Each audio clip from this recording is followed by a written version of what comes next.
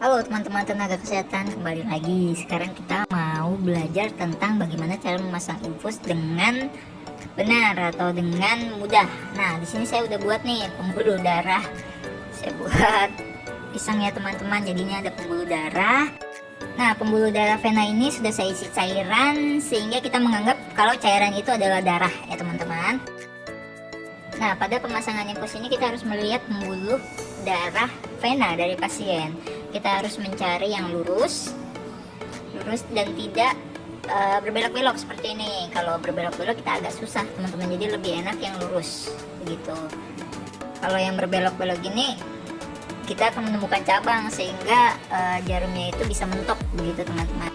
Nah, pembuluh darah yang bagus itu diharapkan tidak ada scar, tidak ada hematom atau kebiruan, tidak ada infeksi, dan kita ambilnya pada pembuluh darah bagian bawah dulu. Jadi kita cari yang paling bawah baru kita tusuk atasnya begitu. Karena kalau kita tusuk atasnya dulu baru bawahnya, nanti takutnya ada kebocoran pada pembuluhnya. Nah, sekarang kita mau melakukan penusukan. Ini adalah Femplon yang pada warna biru itu nomornya 22 dan pada warna kuning itu ada 24 dan ada warna merah pada 20 dan warna hijau pada 18. Jadi semakin besar angkanya itu semakin kecil lubangnya. Dan ada warna ungu dengan nomor 26. Kebetulan saya tidak ada sampelnya, jadi yang saya bawa hanya nomor 24 dan nomor 22 gitu teman-teman. Kemudian caranya pasien kita baringkan, kita buat senyaman mungkin. Apabila pasien tidak ada indikasi sesak ataupun nyeri, kita bisa buat posisinya senyaman mungkin, pasien tiduran, jadi tangannya itu bisa diluruskan. Kemudian kita ambil turniket, pasang turniket pada tangan pasien.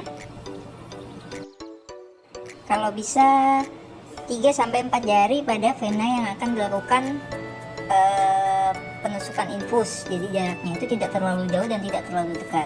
Kemudian kalau saya memasukkan telunjuk saya agar pasien tidak terjepit oleh turniket begitu teman-teman, dan lebih nyaman. Kemudian kita pita pasien untuk menggenggam, gunanya itu untuk membendung aliran darah sehingga banyak. Kemudian kita ambil alkohol swab, kita swab pembuluh darah pasien secara sirkuler, yaitu dari dalam menuju keluar.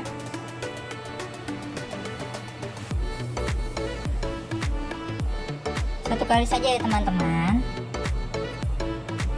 Kemudian kalau dirasa pada alkohol swab ini bersih, itu bisa 1 kali saja. Tapi kalau dirasa udah hitam, kita bisa melakukannya 2-3 kali. 2-3 kali swab yang berbeda ya teman-teman. Tunggu alkohol mengering, jangan ditiup atau jangan dikipas-kipas. Kemudian kita ambil Femplon.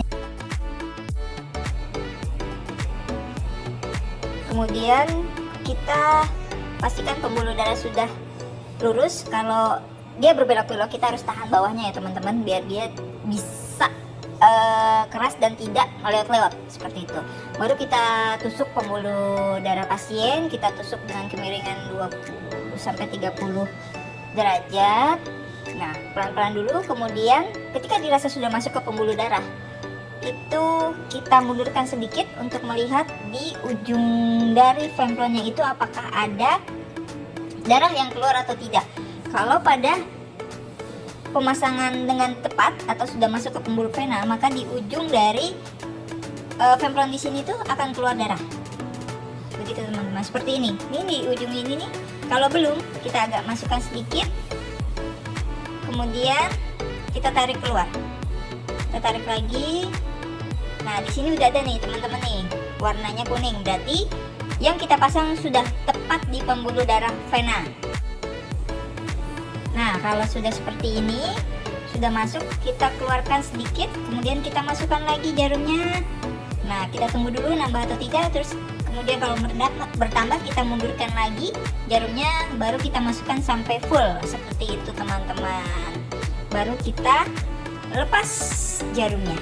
Kemudian kita lepas turniketnya, kemudian kita sambungkan ujung bawahnya ini dengan set infus ya teman-teman. Kita lihat apakah alirannya itu lancar atau tidak, apakah setelah alirannya keluar itu, aliran infus keluar, apakah terdapat plebitis atau terdapat bendungan atau aliran pecah di ujung pembuluh darah yang kita pasang. Kita lihat adakah hematom atau ada kebiruan pada area pemasangan infus. Bila tidak ada tanda-tanda itu, berarti infus yang kita pasang itu sudah tepat pada pembuluh darah.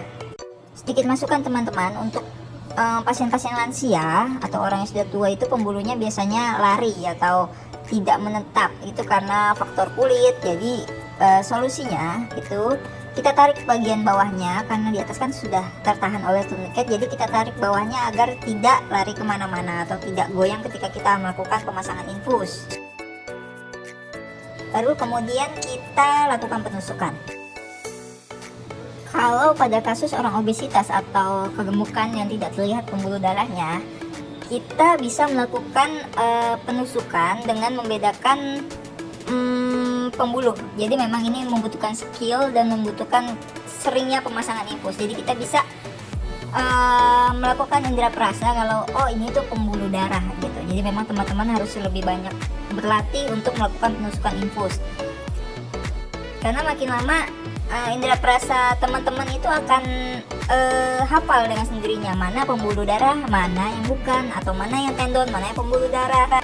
Kemudian pada kasus dengan pembuluh darah yang keras atau kita bisa bilang itu tendon, sebaiknya teman-teman jangan melakukan penusukan infus karena percuma, dia tidak akan keluar darah gitu. Jadi kalau kita raba, dia itu keras, bukan seperti pembuluh darah atau adanya aliran darah seperti itu. Ketika kita sudah menyambungkan femplon dengan selang infus dan kita sudah mengalirkannya, kita cek kepatenan dari tempat penusukan kita, yaitu dengan melihat adanya aliran darah. Jadi posisinya kita tangan pasien itu kita tinggikan dan infus itu kita turunkan. Jadi posisi dari tangan tuh lebih tinggi dari infus, dan kita melihat apakah ada aliran darah yang keluar dari selang infus. Itu tandanya pemasangan infus kita sudah benar. Begitu teman-teman. Silakan teman-teman banyak belajar sehingga teman-teman bisa melatih skill teman-teman dalam hal memasang infus, terutama untuk tenaga kesehatan. Selamat mencoba.